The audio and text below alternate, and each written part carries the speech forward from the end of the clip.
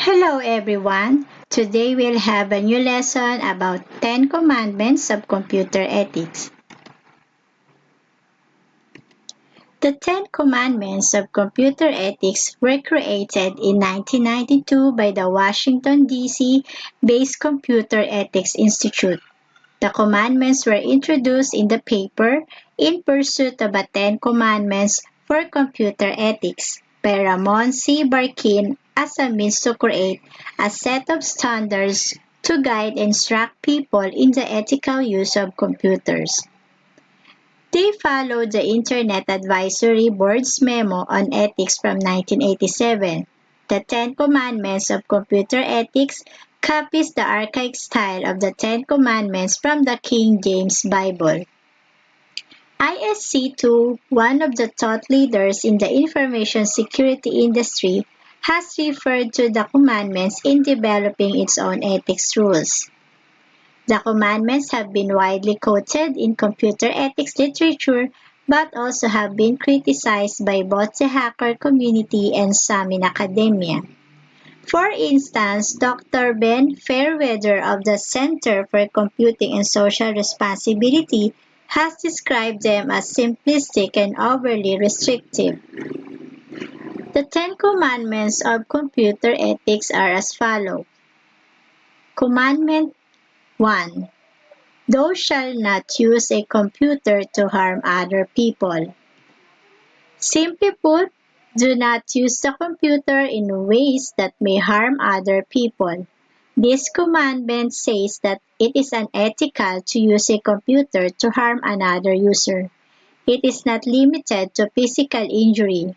It includes harming or corrupting other users' data or files.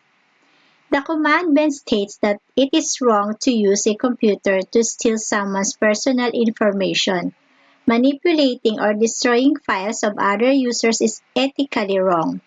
It is unethical to write programs which on execution lead to stealing, copying or gaining unauthorized access to other users' data. Being involved in practices like hacking, spamming, phishing, or cyberbullying does not conform to computer ethics. Commandment number 2. Thou shalt not interfere with other people's computer work.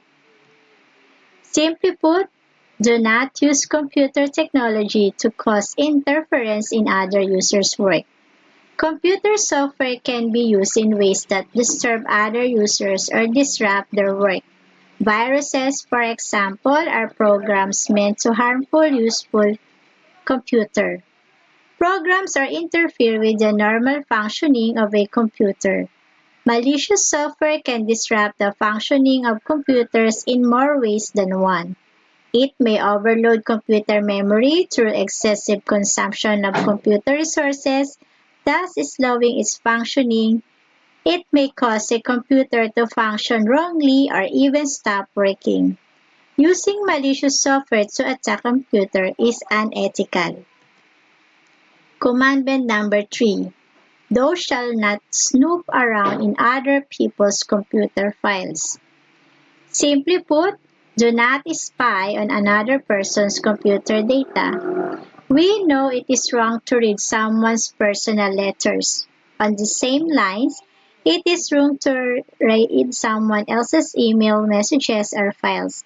Obtaining data from another person's private files is nothing less than breaking into someone's room. Snooping around in another person's files or reading someone else's personal messages is the invasion of his privacy. There are exceptions to this. For example, spying is necessary and cannot be called unethical when it is done against illegitimate use of computers. For example, intelligence agencies working on cybercrime cases need to spy on the internet activity of suspects. Commandment number 4. Thou shalt not use a computer to steal. Simply put, do not use computer technology to steal information. Stealing sensitive information or leaking confidential information is as good as robbery.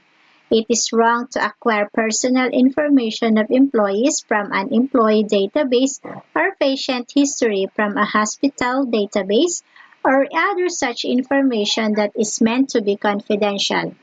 Similarly, breaking into a bank account to collect information about the account or account holder is wrong. Illegal electronic transfer of funds is a type of fraud. With the use of technology, stealing of information is much easier. Computers can be used to store stolen information. Commandment number 5. Thou shalt not use a computer to bear false witness. Simply put, do not contribute to the spread of misinformation using computer technology. The spread of information has become viral today because of the internet.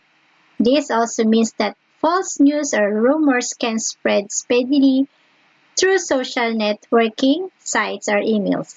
Being involved in the circulation of incorrect information is unethical. Mails and pop-ups are commonly used to spread the wrong information or give false alerts with the only intent of selling products. Mails from untrusted sources advertising certain products or spreading some hard-to-believe information are not uncommon. Direct or indirect involvement in the circulation of false information is ethically wrong. Giving wrong information can hurt other parties or organizations that are affected by that particular theme. Commandment number 6. Thou shalt not copy or use proprietary software for which you have not paid without permission. Simply put, refrain from copying software or buying pirated copies. Pay for software unless it is free. Like any other artistic or literary work, software is copyrighted. A piece of code is the original work of the individual who created it. It is copyrighted in his or her name. In case of a developer writing software for the organization she works for, the organization holds a copyright for it. Copyright holds true unless its creators announce it is not. Obtaining illegal copies of copyrighted software is unethical and also encourages others to make copies illegally. Commandment number 7. Thou shalt not use other people's computer resources without authorization or proper compensation. Simply put, do not use someone else's computer's resources unless authorized to. Multi-user systems have user-specific passwords. Breaking into some other user's password, thus intruding his or her private space, is unethical.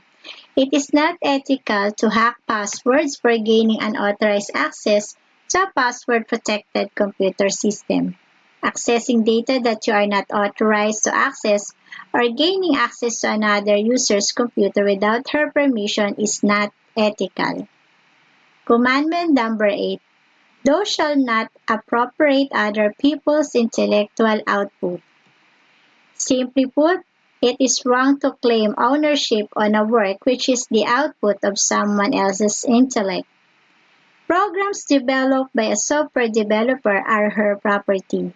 If he is working with an organization, they are the organization's property.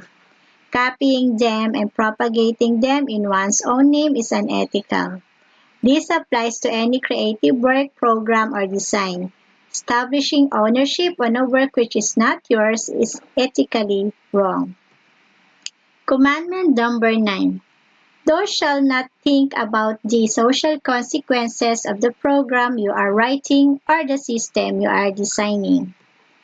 Simply put, before developing a software, think about the social impact it can have. Looking at the social consequences that a program can have describes a broader perspective of looking at technology. A computer software on release reaches millions. Software like video games and animations or educational software can have a social impact on their users. When working on animation films or designing video games, for example, It is the programmer's responsibility to understand his target audience or users and the effect it may have on them. For example, a computer game for kids should not have content that can influence them negatively. Similarly, writing malicious software is ethically wrong. A software developer or development firm should consider the influence their code can have on the society at large. And last commandments of computer ethics is commandment number 10. Thou shalt not always use a computer in ways that ensure consideration and respect for other humans. Simply put, in using computers for communication, be respectful and courteous with the fellow members. The communication etiquette we follow in the real world applies to communication over computers as well. While communicating over the internet, one should treat others with respect. One should not intrude others' private space, use abusive language, make false statements, or pass irresponsible remarks about others. One should be courteous while communicating over the web and should respect others' time and resources. Also, one should be considerate with a novice computer user. So let's recall the 10 commandments of computer ethics. Number 1, thou shalt not use a computer to harm other people. Number 2, thou shalt not interfere with other people's computer work. Number 3, thou shalt not snoop around in other people's computer files. Number 4, thou shalt not use a computer to steal. Number 5, thou shalt not use a computer to bear false witness. Number 6, thou shalt not copy or use proprietary software for which you have not paid without permission. Number 7, thou shalt not use other people's computer resources without authorization or proper compensation. Number 8, thou shalt not appropriate other people's intellectual output. Number 9, thou shalt think about the social consequences of the program you are writing or the system you are designing. And number 10, thou shalt always use a computer in ways that ensure consideration and respect for other humans. That's all for the learnings about the 10 commandments of computer ethics. Thank you for watching and have a nice day.